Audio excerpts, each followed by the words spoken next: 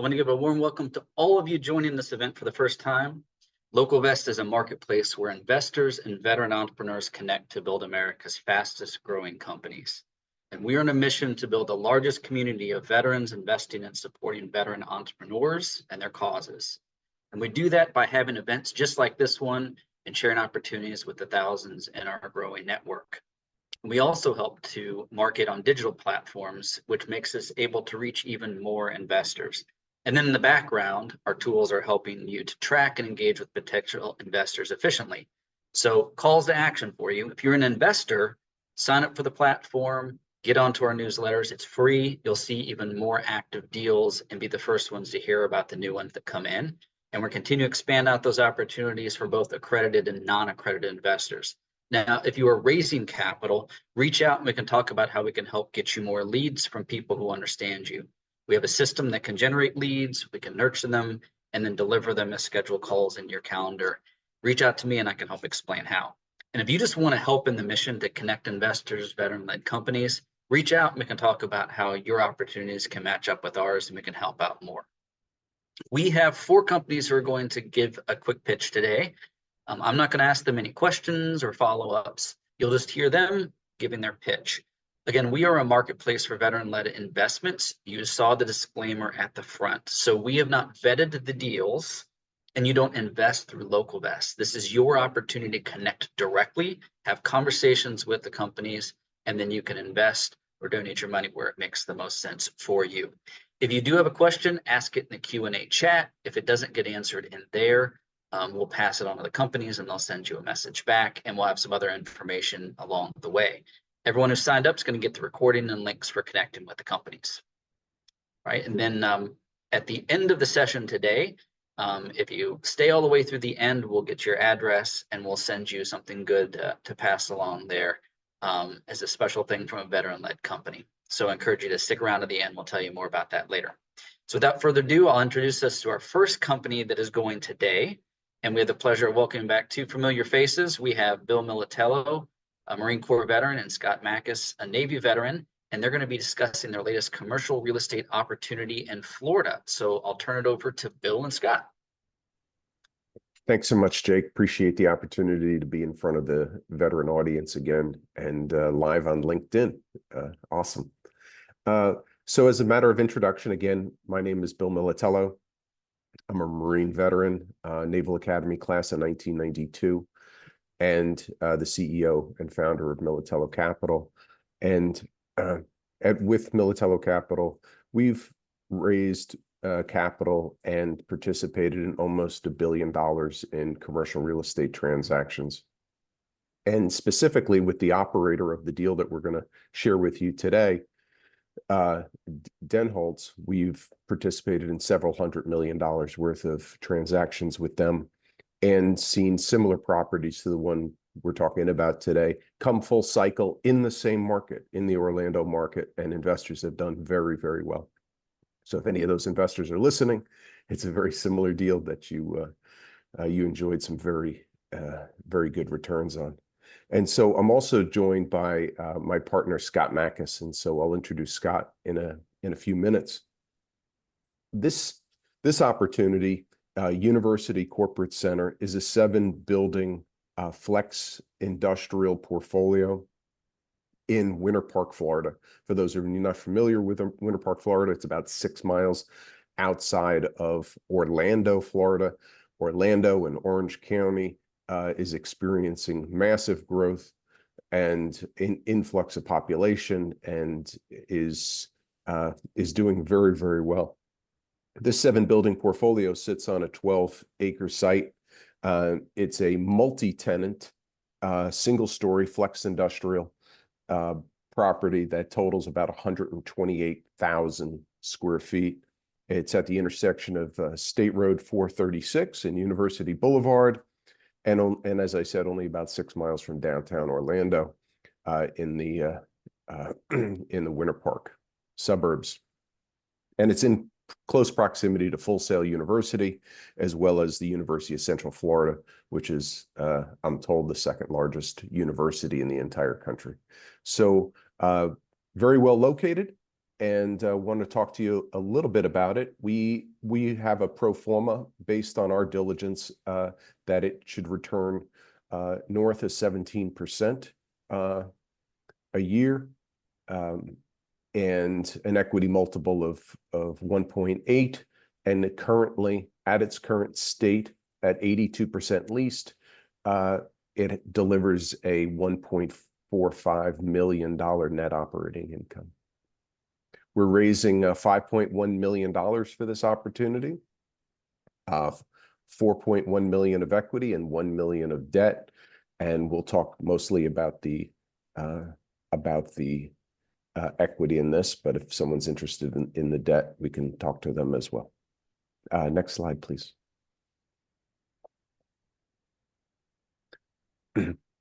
With any real estate deal, I just want to know, how are you going to mitigate the risks, right? This is an investment. All investments have risks. How do you mitigate the risks in an investment in commercial real estate?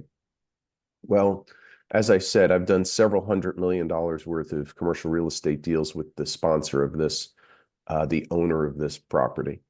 And the sponsor has owned this property for over 20 years. They're extraordinarily familiar with this, and they're recapitalizing the property now. And what does that mean? What does recapitalize the property? It means that we're buying out the former investors. And so we're getting very attractive terms in buying out the former investors, and so hence we're recapitalizing the property with the same sponsor who has owned this property for 20 years, and knows everything there is to know about this property, obviously, and they've seen it through a lot of ups and downs in the broader economy, right? The Great Recession of 2007 and 2008. They were successful. They were successful through the pandemic, and now we're getting an opportunity to participate in this property. And so, at 82% occupancy, the purchase price is at a 6.8% cap rate. There is a very robust level of leads to fill the vacancy that's coming up, and at only a 95% stabilized occupancy, that's a 9.6 cap rate. So you can see there's a lot of upside in this property, but it covers the debt service and pays a current income right off the bat at its current level. As I said, geography, it's in the Orlando market, and Florida continues to be the national leader in population migration and job growth, if not the #1 MSA in the country, the Orlando to Tampa corridor, which Tampa is only about 70 miles to its west. So if there's an economy to invest in the United States, this is arguably the first or the second best in the entire United States. The sellers, investors are always wondering, well, gee, what's behind the walls? Does the parking lot need to get repaved? Does the roof need replacement? Well, good news is there are no large capital expenditures anticipated. In fact, the roof and the parking lot are being resurfaced and being paid by the sellers. So walking into a rehabbed property, and the cost on the sellers, not on the buyers. And so the other risk mitigant is looking at competitors entering into the marketplace. The replacement cost of this property, including a land purchase, is anywhere between $230 and $250 per square foot. That's a lot. We're purchasing this at $168 a square foot and fully capitalized cost of $194 a foot. So we've got a huge built-in margin to defend against any sort of speculative build. But as we know, there's not a lot of speculative commercial building going on right now, if any at all. And of course, we're seeing a declining interest rates, which is very favorable to us, since the high in the 5-year Treasury note and the 10-year Treasury note back in October, since its peak in October 2023, and we see those rates coming down. So those are some really good risk mitigants for this property, if not the best scenario you could hope for.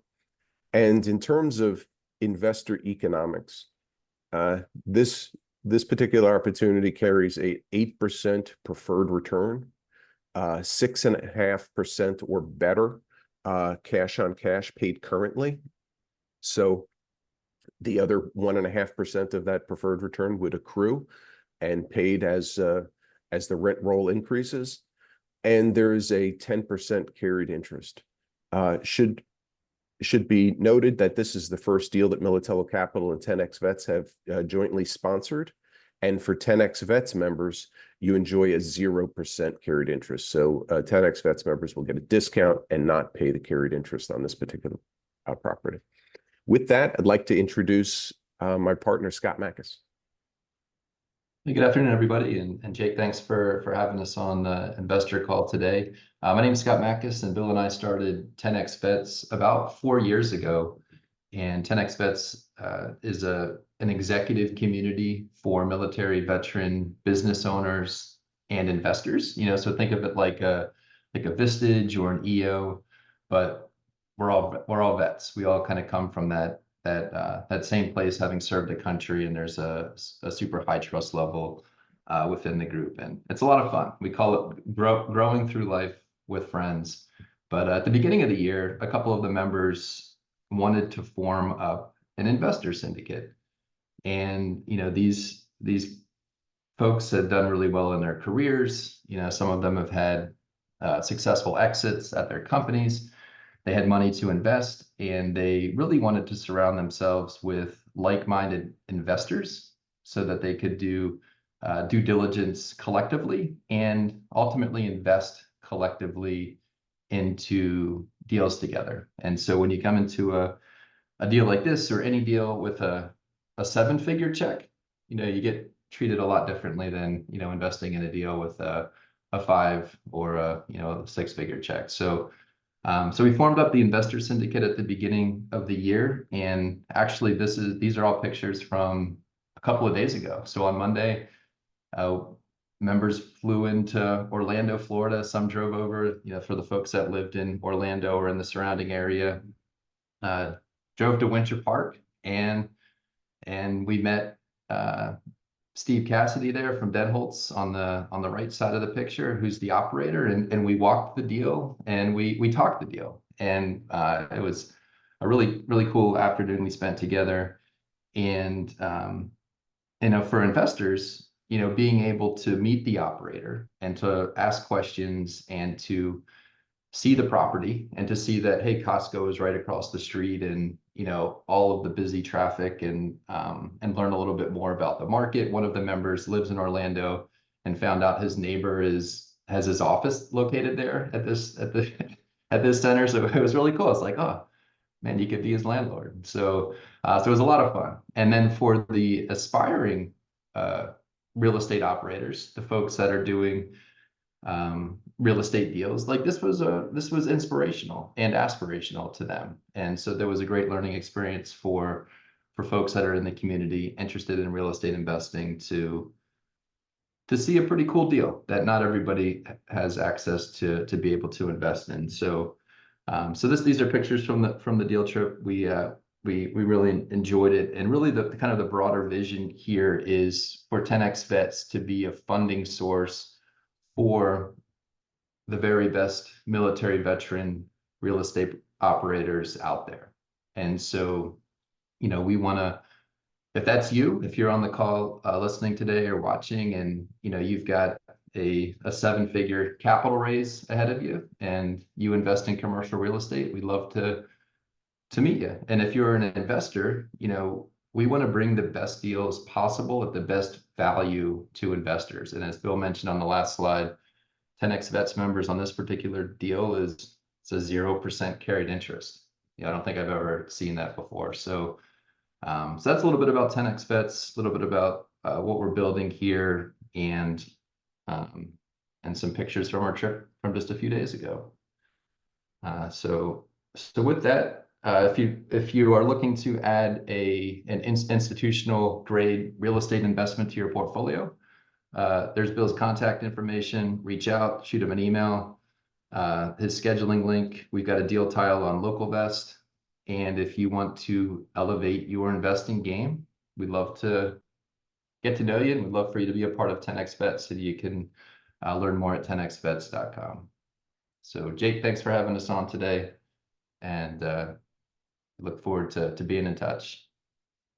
All right, thanks, Bill and Scott. I know it's the first 10X Vet investor opportunity of there. Scott and I talked earlier this week. I'm like, wow, there's already a few others that are potentially on the hopper, kind of in the development phase. So yeah, if you have a deal like that, reach out to Scott if you're interested in this one. I know they're building a lot of these here in Virginia too. So it's very popular and pretty resilient from what we've seen. So you'll see Scott's contact information in the chat if you want to reach out.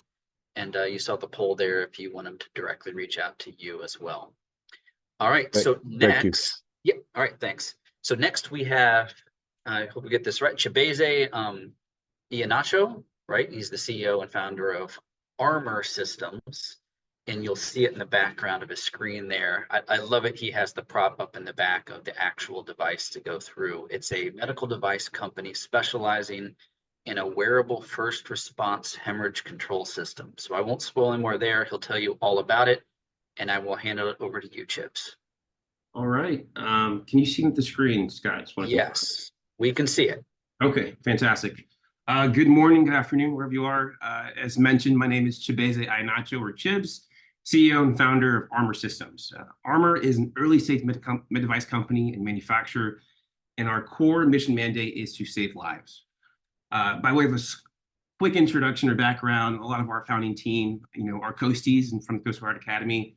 Myself personally, I'm a biomedical engineer that came to this problem kind of through personal experience. I'm a victim of a traumatic car accident where the car went off the road, flipped 6 times. I came out bleeding from my head.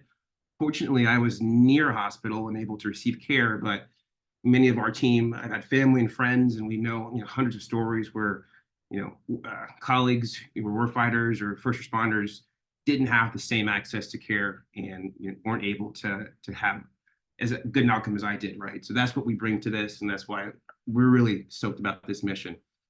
So getting to it, bleed out is a big issue. In military context, it's the #1 cause of preventable death. And here at home, it's the top killer of folks who are under 50 years old, right? So in the military context, we kind of know this. It's the warfighter who gets injured, but succumbs to their injuries before having time to receive care. They bleed out. Here at home, it looks different. It's car accidents, workplace incidents, industrial accidents, the things of life. And unfortunately, there's this rising tide of mass shooter events, right? So this is what we're talking about, what's called pre-hospital trauma, where you're injured and you get the clock starts. You got a couple minutes or hours to receive help, or else you expire. And so in this area, while it's an old problem, there aren't that many devices able to treat complex bleed out. So your femoral artery, injuries towards your trunk and your torso, your traditional tourniquets are ineffective against this. And so what you have is this issue where there's nothing available. There's this huge gap where there is no reliable, accessible standard of care for complex bleed out. And we know this in that if something were to happen right now to most of us, we wouldn't really have a go-to device, like a EpiPen or a Narcan that we know is going to solve it and treat it immediately, right? And so we thought that's the problem. That's the essential, persistent problem that for our warfighters, first responders, there's really still nothing that's a go-to standard of care. And so, we asked the question, hey, why is this okay? Who deserves to die? And we pioneered a new way. And so we call our solution is the JT5. What we did was we took traditional tourniquet vascular clamp means, and we changed the form factor to close. You can think about this, we say, as an airbag for your cardiovascular system. And just to carry the analogy, airbags are dumb tech, right? They're bags of air. But I think what makes them really powerful is they're prophylactic. They're sneakily in every car door, glove box, or in the ceilings these days. And what makes them powerful is at the point of injury or impact, right? They deploy and mitigate damage. So that's what saved my life many years ago. And we think studying the history of combat casualty care response, there needs to be a similar systems approach to this problem. And so the device here, again, is this vascular clamp that we changed into close. There's 2 components. There's a worn apparel component, and there's this hardware component we call the puck. The apparel component, is the idea here for this configuration is it lives in the environment. So it's a new type of safety gear, safety kit And whether you can see it or not, every single person in this image, this is Borstar Special Operations and ATF and some members at DHS. Everyone has it, right? Whether you can see it or not. And the harness is particularly important in that it is a targeting system. So we, working with world-class partners at Mayo and the Navy, developed a first of its kind predictive anthropometric cardiovascular sizing system. That's a mouthful, but basically we know exactly where your arteries are going to be if you have our device on, essentially. So we direct lay people to go to this site to treat their injury without having, so they don't have to have all this extra medical knowledge. So we target, pretty as up high and as tight as you can possibly go in these really critical junction areas. And so the way this would work is versus a warfighter getting injured and having to call for a medic or be, extracted to a field hospital, I can be my own medic or they can be their own medic, right? So the way it works is if you have an injured limb, you deploy on that limb, you deploy the strap around it. We tell you X marks the spot, go to the X.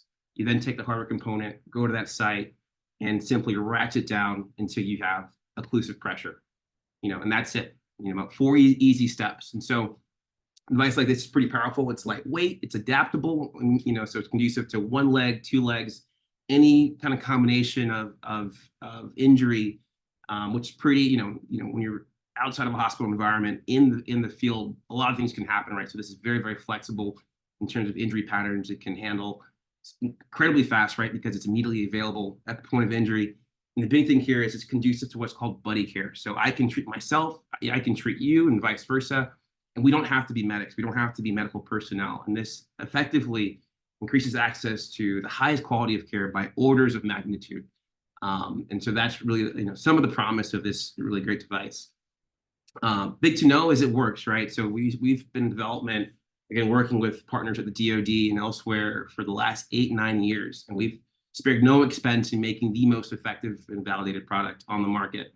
So we've been able to take it through several clinical studies showing, efficacy during transport across a diverse patient population. And so this thing is 3 to 5 times more effective than anything available on the market. And this is backed by years of research, several patents, as well as 2 successful FDA meetings with the DoD, ensuring that we have a pretty clear path to approval. We know exactly the 2 things we need to do to get this over the line and into the market. So we're very proud of that.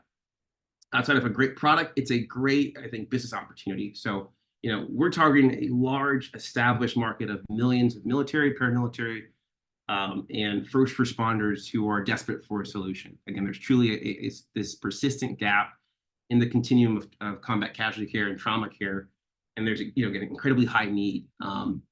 We're really tapping into that $20 billion plus wound care market. It's a big segment. We'll start small with special operations, small tactics units who obviously are seeing these threats on a daily basis. But this is also applicable to big military or first responders on the street, as well as this can be adapted for civilian environments, EMS, sports enthusiasts, industrial safety. We can kind of take this technology and put it in a wall unit, say in an airport, or add it to existing trauma kits, and also be used in a disaster relief global health scenario where it's you're off the grid and need access to immediate care, right? So again, big opportunity, and really exciting opportunity to impact at a large scale.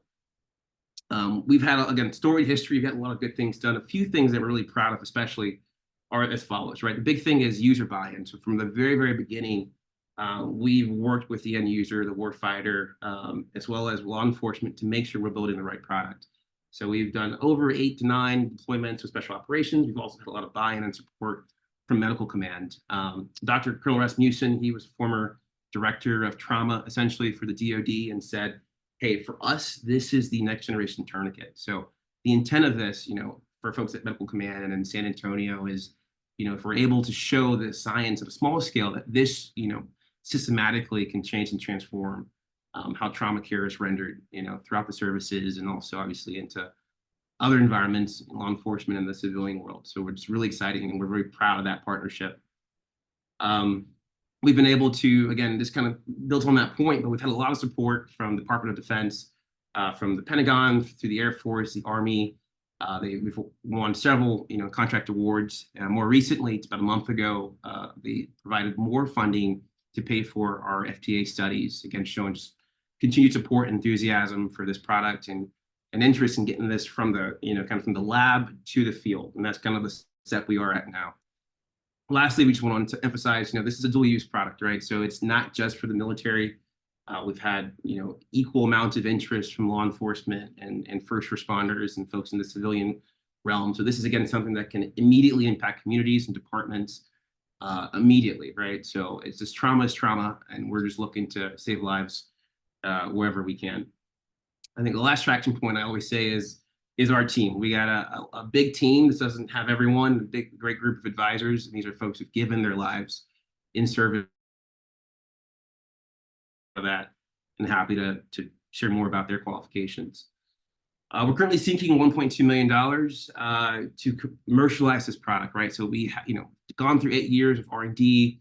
We've technically de-risked it. Now it's time to invest in production, get this through FDA and field this in sales and business development. What's special about our deal, so you're joining a great group of investors from across the country, from Boston to here in Maryland, Florida, Atlanta, and many others. I think cool things about this deal, we are able to offer some really cool incentives, including matching fund from the state of Maryland, and this unique opportunity for an immediate 33% ROI. So what I'm referring to here is Maryland has a special biotechnology investor tax credit. We are a certified Maryland biotechnology company in a opportunity zone and hub zone. And so if you invest in us or a biotech company, investors will receive, cash back in either form of a cash rebate or a tax credit in the following tax year. Last year, during a quick bridge round, we were able to offer 50% of back to investors. This year, we're able to offer 33%. So what this looks like, we got this little image here, is essentially if you invest $300,000, you're able to get a $100,000 rebate back in the following tax year, which is huge, right? You keep your non-dilutive to the investor, it increases your liquidity, reduces the risk while allowing us to still impacting this problem. So we just wanted to highlight that it's a big opportunity, particularly in this environment. But it's one of the great kind of unfair advantages we have being here in Maryland and being proximal to medical command and the customer. So I wanted to highlight that. I'll end with this. An early advisor of our team was Brigadier General Bill Crosley in Atlanta, and his fight was Vietnam. But he said this: if my friend who was killed in action had this device, he would have retired this year. Our boys need this now. So it just underlines, this is an old problem, it's a persistent problem, but we do have a solution to fill this gap. And I think we're in a position, the time is right to impact and save lives. So please follow up with me to learn more. And thank you for your service, and let's save lives. All right, thank you very much there, Chibs. And, I think this is the first time we've seen the Maryland Biotech Incentive. So it's pretty unique. I know I hadn't seen it. And so if you're interested in what that means about exactly how that works, do reach out. And just what they're doing, the fact that it's already out there deployed and trying to take this to the next level and get all the approvals. Talk to Chibs and figure that out. We've included his contact information in the chat. And we also set up that poll that you just saw that came up. Next, we have Jeremy McHugh, an Air Force veteran and CEO and co-founder of Preamble AI. We talk a lot about the models being used and the applications of them when it comes to AI and large language models, but Preamble's looking at how companies and even the government can safely implement those. So I'll let Jeremy explain that a little bit more. I will turn it over to you. All right, thank you. Good afternoon, everybody. As Jay was mentioning, Dr. Jeremy McHugh, Air Force veteran. I used to work in IT and cybersecurity. The DoD was doing their cloud migration, which everyone I wasn't sure how that was going to go. You could see there's a similar kind of event going on with AI migration in businesses. And so I just want to start off and kind of condition the meeting with the macro landscape of where we're at. What does this actually mean? So I'm sure everybody's heard of like ChatGPT by now and all the different kind of capabilities or kind of the risks that people are sharing on social media. But from a high level, there's a lot of just discussion still and planning and strategy that's going on. The innovation in the AI space is moving a lot faster than the adoption for most enterprises. One analyst claims that 11% of the 120 plus million OpenAI users are actually in the US. So there's a large adoption kind of moment that hasn't happened yet. And we're at the stage of AI that I would compare it to the early days of the internet, where as soon as the internet was created, people were able to access computers around the world and there was no kind of firewalls or security controls in place. Nowadays, no business would operate without some type of base level kind of security solution. And I'd also say that there's a large opportunity for AI incidents this year as adoption does increase and companies don't have a full understanding of the risk that they're introducing. And then there's still uncertainty in the US regulations for AI. And then there's also the new kind of talent shortage and challenges that companies have to face with adopting new solutions. So about us, what our product, Preamble exists to help the world reap the benefits of AI while mitigating various risks. We simplify how enterprises are actually able to use generative AI and control those risks for these systems. And we will make sure we can do it easier, faster, and provide just a simpler solution to implement a technology that most companies are still grappling with, understanding how it actually works and what problems it can solve for them, without introducing new problems by just adding this technology. And what the diagram shows is that you have a user interface. In most simple terms is Preamble is creating these customizable filters that process the input and output according to the rules you create for your company, depending on the use cases. And then, so as soon as nothing is able to leave your environment and be sent to your AI system or a model, anything that's generated is also verified and either blocked or redacted before it is returned to the end user. So you can prevent different types of incidents that could occur. And you also have the ability to monitor for violations in user activity. So now this is actually what more of the front end looks like. So that's moving on from the back end components that we've developed. So again, making it simple for everybody in your organization to use. The screenshot is of an admin's perspective, so they get a full view of the tools that create the rules and policies that are used as these kind of filters or kind of guardrails or firewalls, as a lot of people are calling them now. We also provide a marketplace to make it easier quicker to adopt kind of use case specific rules and policies.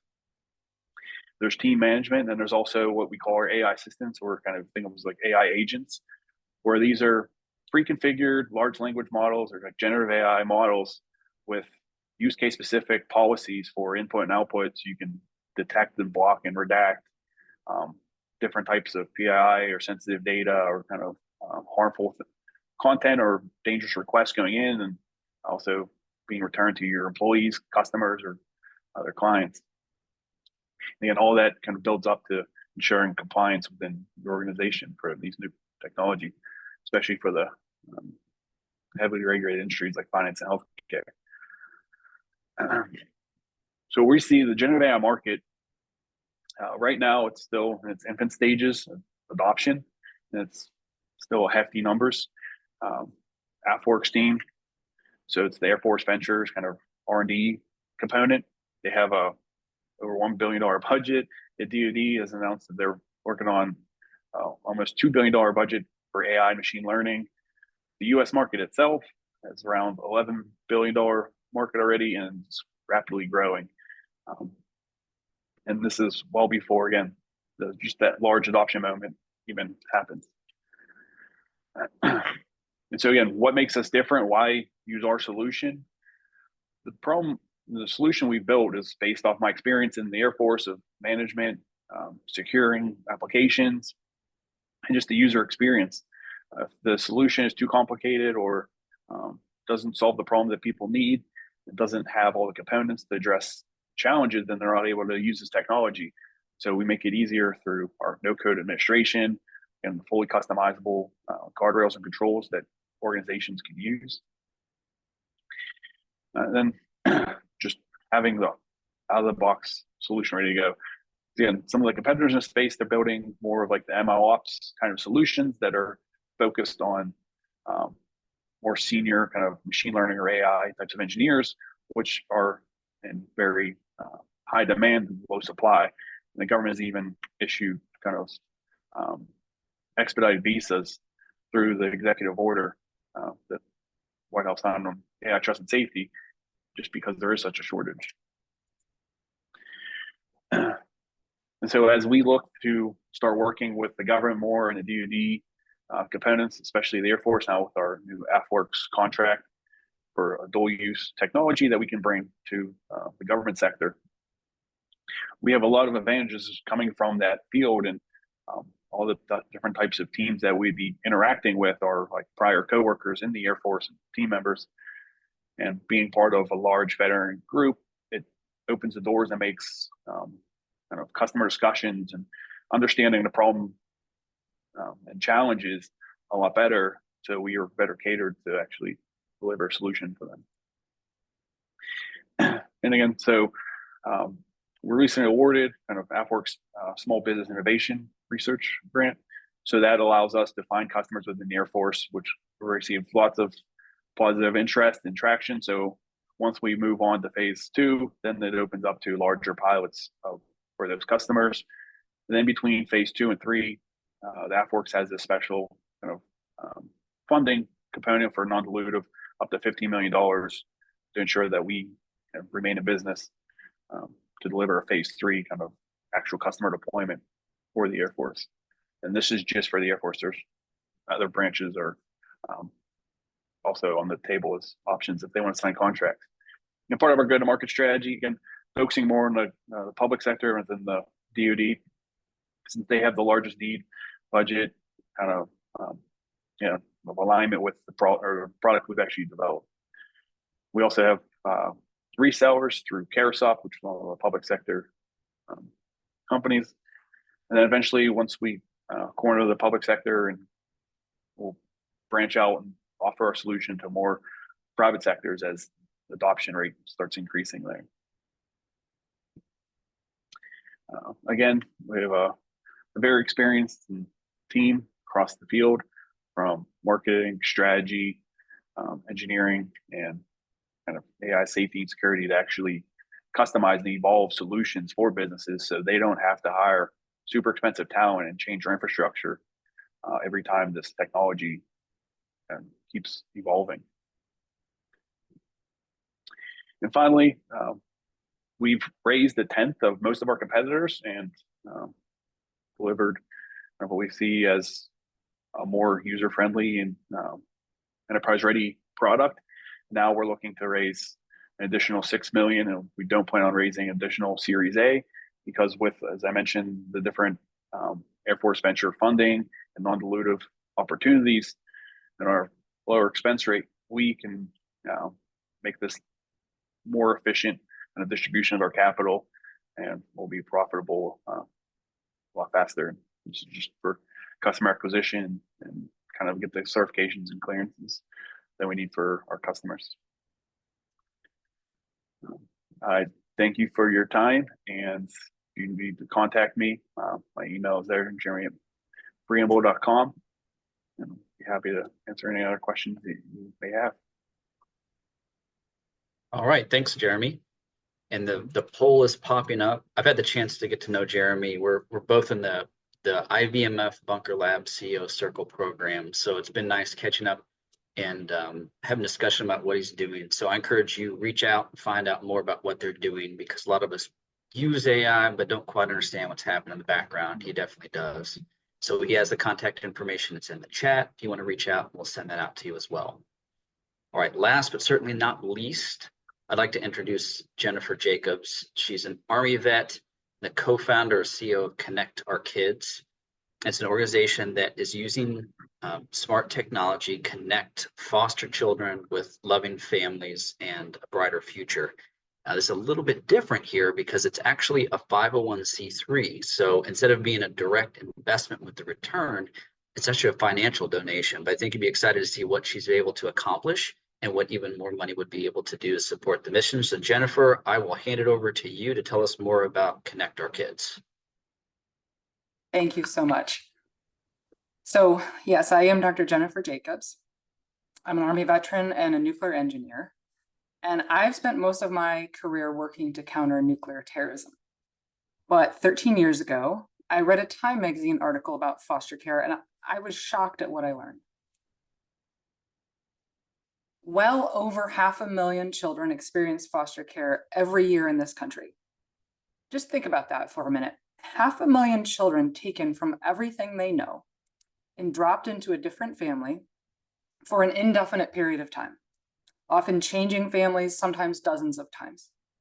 If you think about that happening to your own child or to a child you know, can you imagine the damage that would be done?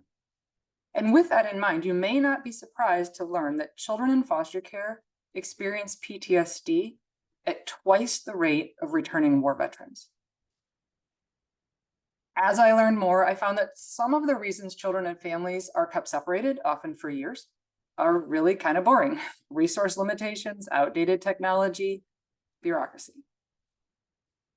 But in that article, I also noticed a similarity in what foster care professionals needed to do to find families for the kids in their care, and what I already knew intelligence analysts do to find and track terrorist networks. Both need to find and visualize information about networks of people. The difference is just that one centers around a terrorist and one centers around a child.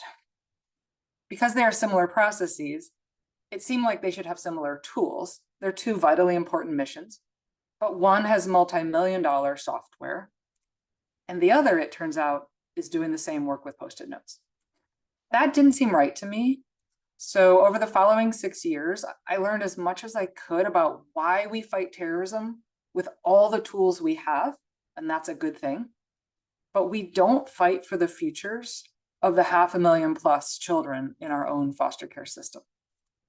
Eventually, my co-founder and I realized that if we wanted those tools to exist, we would have to build them ourselves. So we did. Our software helps social workers build out a family map. It's like a family tree, but more flexible. And it searches the internet and finds publicly available phone numbers, emails, and other contact information for each person. And then it imports that directly into the family map. The cloud-based transparency of our software helps social workers work as a team, which, as veterans know, is crucial to success. Our software works. Connecting children to their families works. We now have over 2,000 users, and we've served over 18,000 children in 11,000 families. We find an average of 35 connections for each. And these are for children for whom social workers often believed there was no one. So let me tell you about one of them. Abby lives in Kansas. She had spent 7 years in foster care and had lived in 36 different homes or facilities. Can you imagine that? It means she moved every 2 to 3 months. And moved not just homes like a military family moves, but moved actually into different families, different people, different rules, different personalities and quirks, often different schools to try to fit into, try to survive in, and then start it all over again 10 weeks later. And you won't be surprised, I suspect, to learn that Abby was withdrawn, depressed, and angry. After 7 years of this, Abby's case was finally assigned to a specialist named Sue, who uses our Connect Our Kids tools. Within minutes, Sue found 6 family members that Abby had been disconnected from for 7 years. One of them was her grandfather, who was so relieved to finally have someone reach out to him about Abby because he'd had no way to contact her. She's ours, she said. He said, she's ours. Let us take care of her, he said. And he called a family meeting. And at that meeting, Abby and an adult cousin that she hadn't met before just clicked in the way people do sometimes. Abby got to move in with her a week later. And Sue told us that Abby's become a super smart and bubbly young woman, a complete change from 1 month before. Because now Instead of being a burden on every family she's placed with, she's been claimed by her own family that wants her. This story of connection happens more often than you'd think. We hear it over and over when we talk with our users. You can see here some of the things that they say to us. This work is completely doable with the right tools. No one has no one.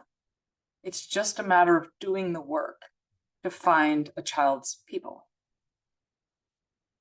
The return on this investment, as Jake mentioned, is a little different. It's that we change young lives and we change society.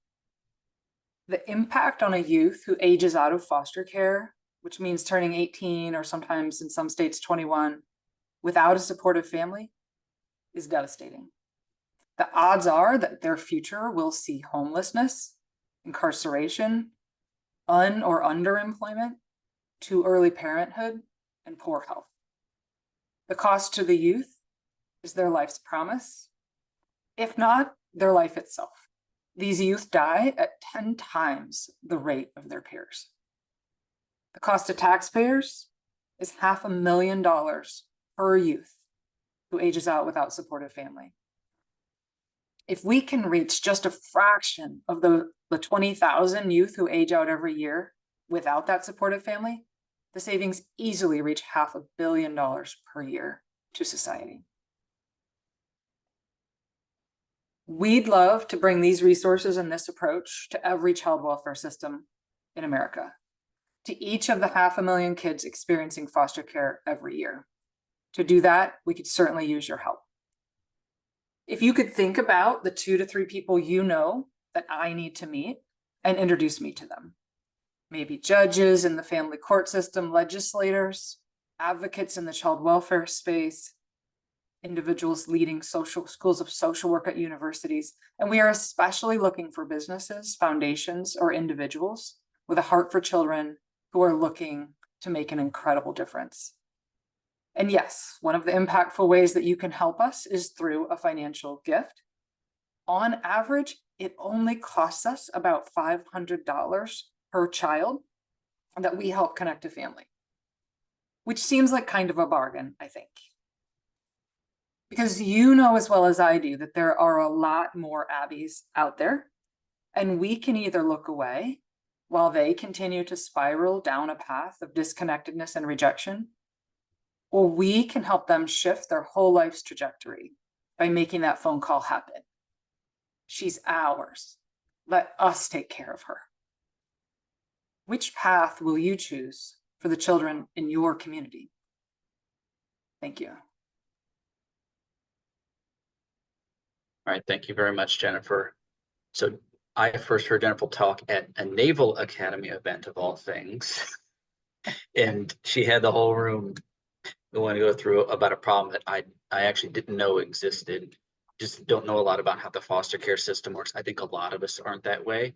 So hopefully you learned a lot here from that. Reach out to Jennifer. She'll tell you more. We had a long discussion that night to go through, and there's so much to this to go through and ways to help. And again, not even the financially, a connection that makes end to get more state agencies or local groups using the tools as well, right? That's a key element. So I encourage you to reach out when it comes to that. So thank you very much, Jennifer.